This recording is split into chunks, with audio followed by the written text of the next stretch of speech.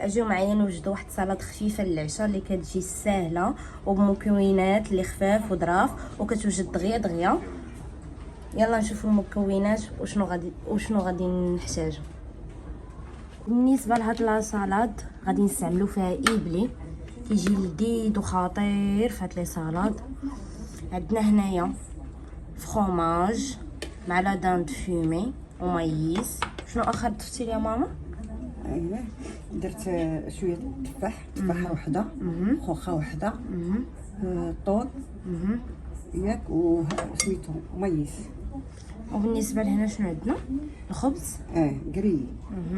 وعندنا هنايا الخس والصلصه اللي فيها مايونيز، شويه زيت العود، بزيره مع شويه الخل، كيتشوب، وزدنا لها لاصوص الجيريان. ممكن تستعملوا اي صوص بغيتو، كتبقى اختياريه. اول حاجه عندنا هنا بول، غادي نخلطوا المكونات. غادي نبداو بايبلي. كما كتشوفوا حطينا ايبلي مع الطون، غادي نضيفوا ليه المكونات اللي ذكرات ماما. والفرماج قلنا الفرماج. صراحه كتجي خطيره ورائعه، انا بدا كتعجبني. والمكونات ديالها ميكس، وديال الريجيم، فيها لي فخوي وفيها الحوايج اللي زوينين ومفيدين للصحه كيف ما كتشوفوا. وغادي نضيفوا ليها الخس. وما غاديش يقدنا هذا المول باش نخلطو. غادي نشونجيو في مول اخر تنخلطو وغنوريكم النتيجه النهائيه.